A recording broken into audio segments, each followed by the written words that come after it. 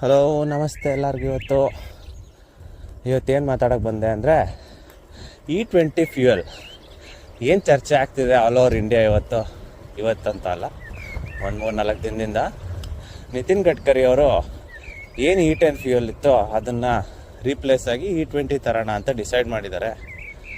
ಅದರಿಂದ ಏನು ಪ್ರಾಬ್ಲಮ್ ಆಗುತ್ತೆ ಅಂತ ಅಂದರೆ ಗಾಡಿಗಳಿಗೆ, ಫಸ್ಟ್ ಆಫ್ ಆಲು ಈ ಫ್ಯೂಯಲ್ ಟ್ಯಾಂಕ್ ಆಗಲಿ, ಫ್ಯೂಯಲ್ ಪಂಪ್ ಆಗಲಿ, ಯಾವ ಪಾರ್ಟ್ಸ್ಗಳು ನೀರಿಂದ ಹಾಳಾಗುತ್ತೆ ಅದೆಲ್ಲ ಹಾಳಾಗೋ ಚಾನ್ಸಸ್ ಇರುತ್ತೆ. ಯಾವುದೇ E20 ಕಂಪ್ಲೇಂಟ್ ಅಂತ ಬಿಟ್ಟಿದ್ದಾರೆ ಅದೆಲ್ಲ ವರ್ಕ್ ಆಗುತ್ತೆ, ಇಟ್ಸ್ ಫೈನ್. ಬಟ್ ಅದಕ್ಕಿಂತ ಮುಂಚೆ ಇದ್ದಿದ್ದ ಗಾಡಿಗಳ ಕತೆ ಏನಾಗುತ್ತೆ ಅದೆಲ್ಲ ಹಾಳಾಗ್ತಾ ಹೋಗುತ್ತೆ, ವಾಪಸ್ ರಿಪೇರಿಗೆ ಬರುತ್ತೆ. ಏನಕ್ಕೆ ಎಥನಾಲ್ 20 ಪ್ರಾಬ್ಲಮ್ ಆಗುತ್ತೆ ಅಂದರೆ, ಏನು ಪೆಟ್ರೋಲ್ ಇದೆ 100 ml ಪೆಟ್ರೋಲ್ಗೆ 20 ml ಎಥನಾಲ್ ಮಿಕ್ಸ್ ಮಾಡಿರ್ತಾರೆ. ಸೊ ಎಥನಾಲ್ದು ಪ್ರಾಪರ್ಟಿ ಏನಂತ ಅಂದರೆ ವಾಟರ್ನ ಅಬ್ಸರ್ವ್ ಮಾಡುತ್ತೆ.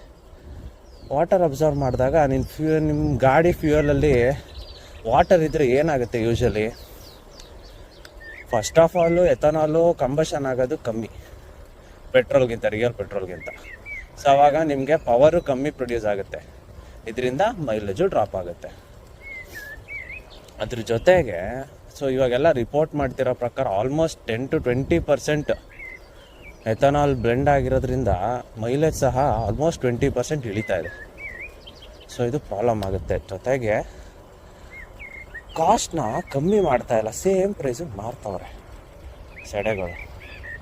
ಅದು ತಪ್ಪು ತಾನೇ, ಹಂಗೆಲ್ಲ ಮಾಡಬಾರ್ದು. ಇವಾಗ ಹಳೆ ಗಾಡಿಗಳಿಗೆ E10 ಕಂಪ್ಲೇಂಟ್ ಇರೋರಿಗೆ, E20 ಕಂಪ್ಲೇಂಟ್ ಇಲ್ಲದೆ ಇರೋರಿಗೆ, ಬರೀ E10 ಅಥವಾ ವಿತೌಟ್ ಎಥನಾಲ್ ಬ್ಲೆಂಡ್ ಇರೋವಂಥ ಇಂಜಿನ್ಗಳಿಗೆ ನಾರ್ಮಲ್ ಪೆಟ್ರೋಲ್ನ ಡೆಲಿವರಿ ಕೊಡಬೇಕು.